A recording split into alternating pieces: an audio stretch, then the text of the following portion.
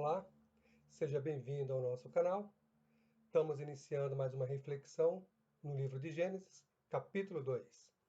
Sou Oséias, professor de teologia. Pegue sua Bíblia e venha comigo nessa jornada de conhecimentos teológico. Iniciaremos aqui nossa reflexão sobre a formação do homem. Gênesis, capítulo 2. O nosso texto para reflexão são os versos 4 a 7 do capítulo 2. Antes de analisarmos o capítulo 2 de Gênesis, vamos pontuar algumas diferenças do que já estudamos até o momento. O primeiro capítulo de Gênesis trata de narrativas breves, sentenciosas, de forma bem objetiva, como exige a própria narrativa. O segundo capítulo retoma a narrativa do primeiro capítulo e o expande em detalhes alguns tópicos, tornando-o bem mais elaborado. No primeiro capítulo, encontramos de forma uniforme a palavra Deus. No princípio criou Deus, e disse Deus, e formou Deus. Então, ou seja, o nome Deus é predominante no capítulo 1. E a tradução que aparece nas nossas escrituras de Deus é a palavra Elohim, como nós vimos isso de forma exaustiva nos primeiros estudos que nós fizemos do capítulo 1, verso 1. Aqui, no segundo capítulo, encontramos a palavra Senhor Deus, ou seja, o tetragrama YHWH, que aparecem em nossas versões de Bíblia como Senhor. Às vezes, traduzido por Yahvé Deus, ou Jeová Deus, ou Javé Deus. Há outras traduções possíveis. O que é importante é estarmos analisando a revelação progressiva. Por que que o capítulo 1 trata somente de Elohim e agora, no nome Elohim, é acrescido uma outra palavra, o tetragrama Senhor, que em nossas versões aparece Senhor. Algumas optaram por traduzir Senhor toda em maiúsculo, outras somente com a inicial maiúscula, letra S. Mas independente disso, qual a mudança, o porquê dessa mudança? Em um, somente Deus, sem título nenhum, e no capítulo 2, Deus acrescido de um outro nome. E o porquê desta mudança? Alguns estudiosos veem nessa diferença de nomenclatura autoria distintas. Ou seja, alguns estudiosos acreditam que o capítulo 1 foi escrito por uma pessoa e o capítulo 2 por outra pessoa. E não saiu da pena da mesma pessoa, ou seja, do mesmo Moisés. Moisés ele foi o compilador do Pentateuco e não o escritor. Isso é uma teoria, não estou dizendo que realmente isso é verdade, mas que há essa possibilidade, há essa concepção no meio acadêmico. Pergunto, você já parou para pensar nisso? Você conhecia essa teoria? Se sim, qual é a sua posição? Deixe o seu comentário aqui embaixo no vídeo. Descreva o que você entende sobre essa mudança do capítulo 1 para o capítulo 2. Participe. Essa aula é sua, é minha, essa aula é nossa. Nós estamos aqui compartilhando conhecimento.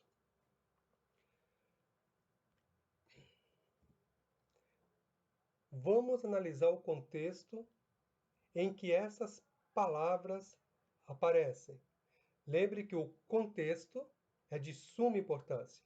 A relevância da interpretação bíblica, ela se dá exatamente no contexto. É o contexto que vai ser o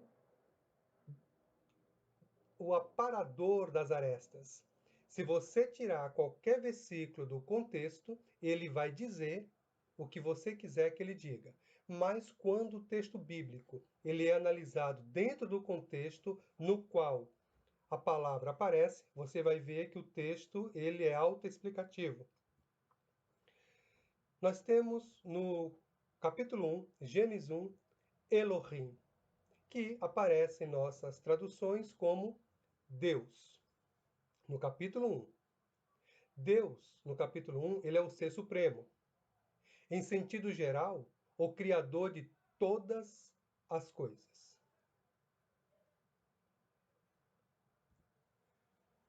Gênesis 2, nós temos uma palavra que antecede a palavra Deus, Elohim, o tetragrama, que é traduzido pela maioria das Bíblias, das versões que nós temos, como Yahvé ou Javé ou Jeová.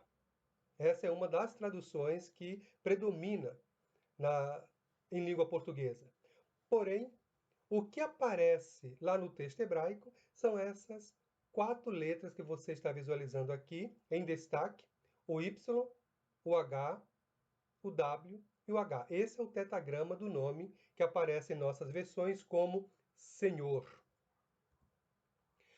O segundo capítulo descreve a ordem da criação de forma diferente do primeiro capítulo. Observe essa afirmação.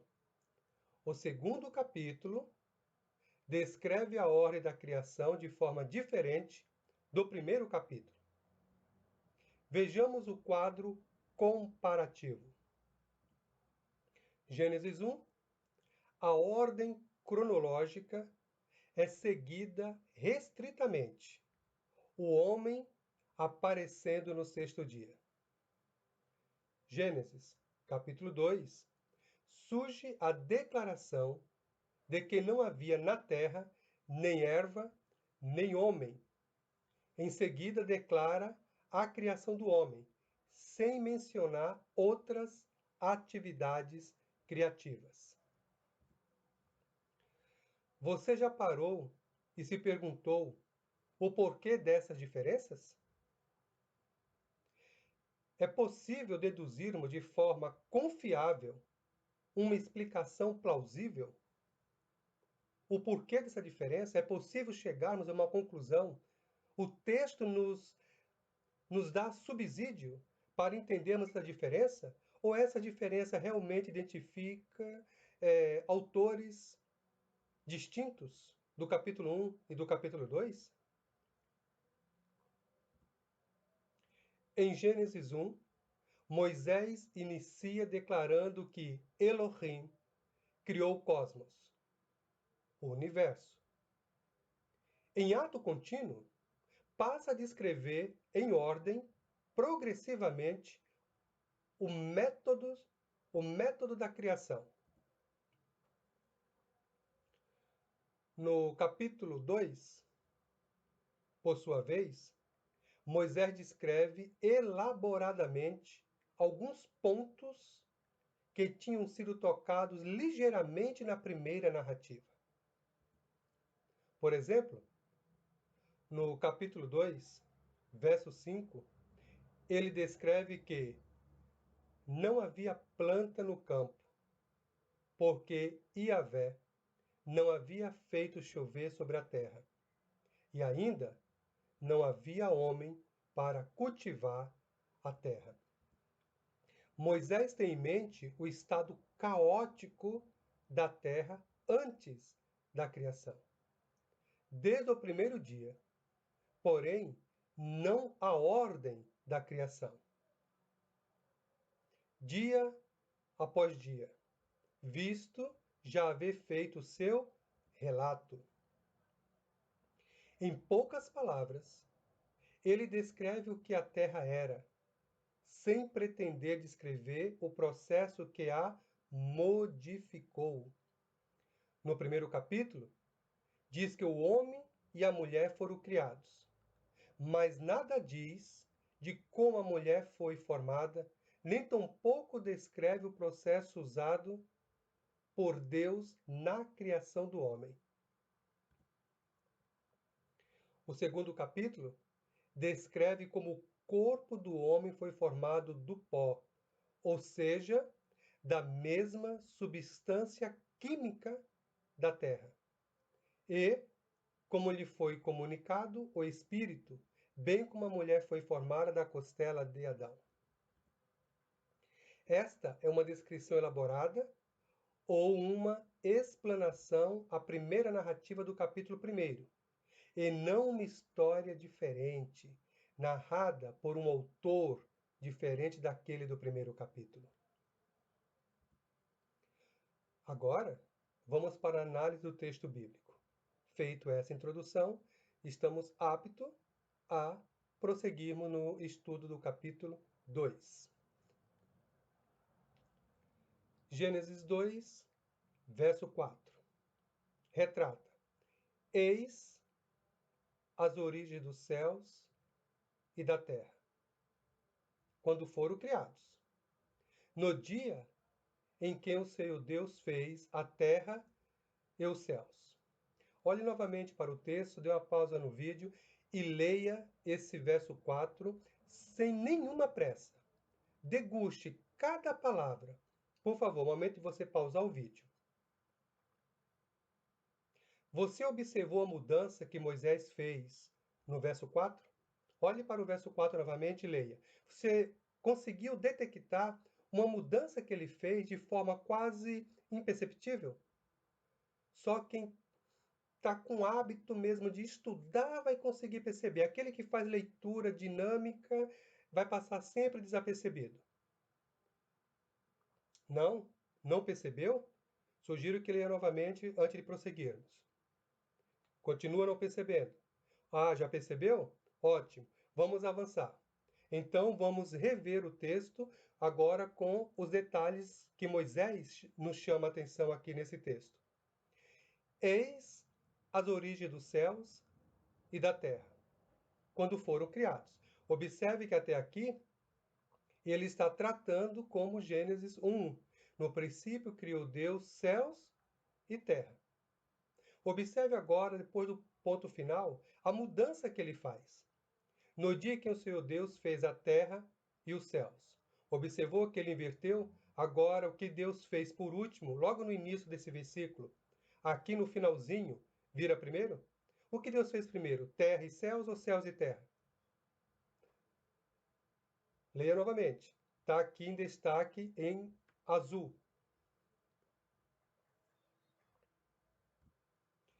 Deus, por intermédio dos seus servos, vai nos ensinando a estudar a sua palavra.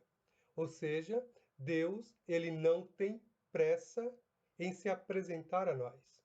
Deus tem a eternidade para isso. Claro que nós não temos a eternidade aqui ainda em vida para aprender sobre Deus. Mas Deus já revelou a sua vontade na sua palavra. O que ele exige agora daqueles que se aproximam dele? Que gaste tempo, tempo de qualidade, não tempo de cumprir um protocolo. Antes de sair, eu tenho que fazer meu devocional apenas. O seu devocional, quando você lê a palavra de Deus como um devocional, você tem o dever, como servo do Altíssimo, de trazer à sua memória durante o dia inteiro aquele texto que você refletiu. Nós devemos ruminar a palavra de Deus. Ruminar vai ser traduzida essa palavra no texto do Antigo Testamento como meditar. Ruminar é meditar na palavra. E o que é meditar? Assim como o animal ruminante mastiga o seu alimento, o capim, e gogita, traz a boca, engole, gogita, traz a boca, engole. Essa é a ideia de meditação, biblicamente falando. É você ler o texto bíblico e vai trazer à memória durante o dia inteiro aquele texto. Isso é meditar na palavra do Senhor. A perspectiva agora muda. Que perspectiva? Lembra que Gênesis 1 vai dizer que Deus criou céus e terra e vai tratar do que ele fez na terra, mas não fala nada do que ele fez nos céus. O que ele fez no céu vai ser descrito posteriormente de forma tardia. E já vai aparecer seres celestiais em Gênesis capítulo 3, após o pecado, e que não descreve como eles foram feitos. Agora aqui, a partir do verso 4, há uma mudança, uma perspectiva de análise. Agora ele vai descrever o que Deus fez na terra. Então, a perspectiva agora muda. De Deus como único ator para a humanidade como reagente. Lá em Gênesis, o texto bíblico vai ser, e fez Deus, Deus é o agente, só Deus age, só Deus pratica as ações verbais. Agora, no capítulo 2, continuamos tendo Deus, porque Ele é eterno, e temos os reagentes. Agora, quem vai surgindo aqui para ser coparticipante nessa obra de Deus? Vamos prosseguir aqui para chegarmos ao entendimento.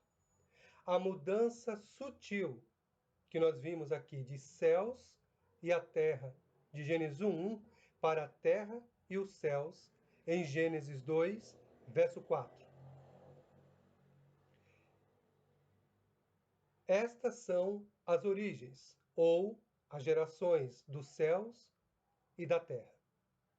A palavra traduzida por origens é Toledá, ou algumas versões vai trazer como Toledote. As duas estão corretas, que têm a mesma raiz, Toledote ou Toledá. Não vamos gastar aqui muito tempo discutindo sobre gerações, Toledote, como aparece pela primeira vez no texto bíblico, porque teremos uma aula que vamos tratar somente dessa expressão Toledote. Porque aqui em Gênesis, lembre-se que nosso estudo, nossa reflexão, ela é uma revelação progressiva e seletiva. Portanto, vamos trabalhar essa expressão gerações, Toledote, aqui no livro de Gênesis, porque esta expressão é que vai nos ensinar como o livro de Gênesis é dividido. Não é dividido em capítulos e versículos originalmente, mas há detalhes. E essa expressão Toledote ou Toledá, porque surge da mesma raiz, que vai dizer gerações, é que vai nos dar subsídio de como Deus usou Moisés para escrever o livro de Gênesis, bem como fazer as divisões. Então nós vamos prosseguir aqui na reflexão, mas teremos uma aula para discutirmos somente essa expressão Toledote. O termo também aparece traduzido como que termo? Toledote ou Toledá. O termo também aparece traduzido como Livro das Gerações. Gerações, em alusão ao histórico familiar ou registro de descendências. É um marco substancial das diferentes seções do livro de Gênesis. A expressão Senhor, toda em caixa alta ou apenas a inicial, Senhor, seguido de Elohim, Senhor Deus, é um novo e significante designativo para Deus. O Deus mencionado no capítulo 1 é o mesmo designado pelo termo Senhor aqui no capítulo 2. Agora, observe o verso 5. Não havia ainda nenhuma planta do campo na terra, pois nenhuma erva do campo tinha ainda brotado, porque o Senhor Deus não tinha feito chover sobre a terra, nem havia homem para lavrar a terra.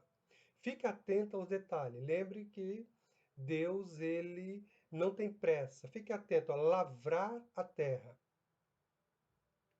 Por que eu estou dizendo atento? Porque o jardim do Éden, que a gente vai ver isso mais para frente, Deus não colocou o homem no Éden para viver apenas degustando da sua criação. Deus criou o homem para trabalhar, para desenvolver cultura, para desenvolver conhecimento, tanto braçal quanto intelectual, exercício físico, mental e intelectual chama-se trabalho, porque nós vamos observar a nossa sociedade que trabalho foi concedido pelo castigo, e não é o castigo, trabalho não é castigo. O castigo é transpirar, do teu suor comerá, exaustão, e não trabalho propriamente dito. Mas o foco aqui, nós não podemos antecipar ainda essas reflexões, vamos nos prender ao texto. De novo, releio esse texto, verso 5, observando cada palavra. A ordem dos eventos na segunda parte da criação, a ordem da criação, é diferente daquela notada na primeira parte, Gênesis 1 a 2:4. As condições eram bastante diferentes das que nós agora conhecemos e compreendemos. A expressão "não tinha feito chover" antecipa a história do dilúvio. Lá, aqui, no verso 5, quando diz que não havia feito ainda chover, porque não havia chover, que vinha um vapor de água da terra, já está dando uma deixa, chamando a atenção para aquilo que será expresso no capítulo 6 até o capítulo 9. Lembrando que os acontecimentos que a Bíblia registra, primeiro ocorrem os fatos, depois são registrados. Então, quando Deus utiliza o seu servo Moisés para escrever, Moisés já escreve algo que Deus já havia passado, ensinado a ele, revelado a ele, bem como já tinha ocorrido o dilúvio, ele sabia tudo isso. Então, ao escrever, ele já está chamando a atenção para aquilo que ele vai apresentar mais à frente, nestes capítulos. Aqui é descrito um fenômeno que ainda estava em vias de manifestar-se. Que fenômeno é esse? A chuva. Na frase, e não havia homem para lavrar a terra, já tratamos isso de forma exaustiva nos primeiros vídeos, nas nossas primeiras aulas, primeiros encontros, que terra, Adão, soa similar ao termo hebraico Adamar, para a terra em Gênesis 1:26 e 2:7. Um vapor, verso 6, um vapor, porém, subia da terra e regava toda a face da terra. O verso 6 faz referência à forma que Deus utilizava para umedecer a terra, antes de chover e o ciclo de chuvas ser estabelecidos pelo Senhor. Observe que nós estamos tratando de um período pré-diluviano. Lembrando que do capítulo 1, o capítulo 1 e o capítulo 2, é impossível datar. Ninguém até hoje conseguiu datar. E do capítulo 1 até o capítulo 9 também é muito delicado datas. É um período muito antigo que não é possível datar.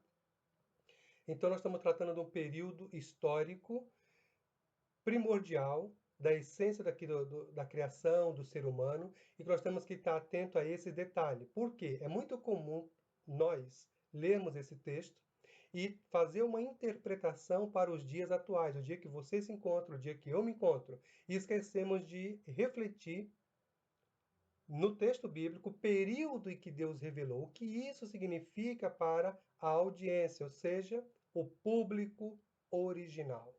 Aqueles que leram essa reflexão que Moisés escreveu.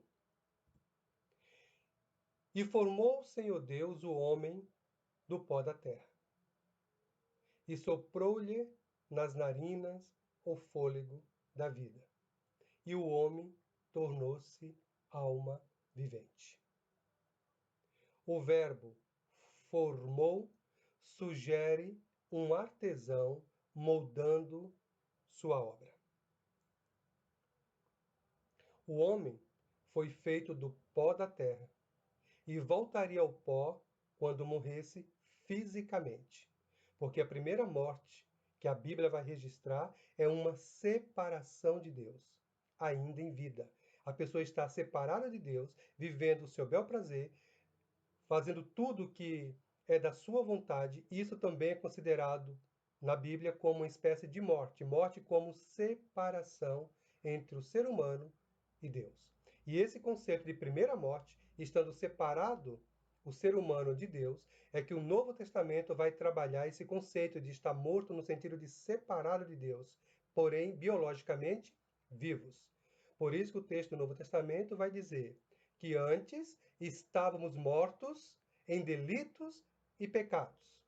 Veja, estávamos separados de Deus, vivendo ao nosso bel prazer. Agora que estamos em Cristo, então nós fomos tirados das trevas para a sua maravilhosa luz. Voltando aqui para a nossa reflexão, no verso 7, eu desejo que você faça uma marca na sua Bíblia, verso 7 de Gênesis, capítulo 2, e coloque um asterisco, alguma coisa que chame a sua atenção para Gênesis 3, 19. Coloque aí no verso 7, vê Gênesis 3,19. Lá em Gênesis 3,19, por favor, coloque também um asterisco e coloque assim, vê Gênesis 2,7. Um deve remeter ao outro. Porque eu não vou antecipar agora, quando chegarmos em Gênesis 3,19, vamos precisar revisitar o verso 7 do capítulo 2. Então, trabalharemos o texto nesses dois versículos. Deus, ao modelar o corpo do homem no barro, transformou esta matéria-prima em uma coisa nova e, depois,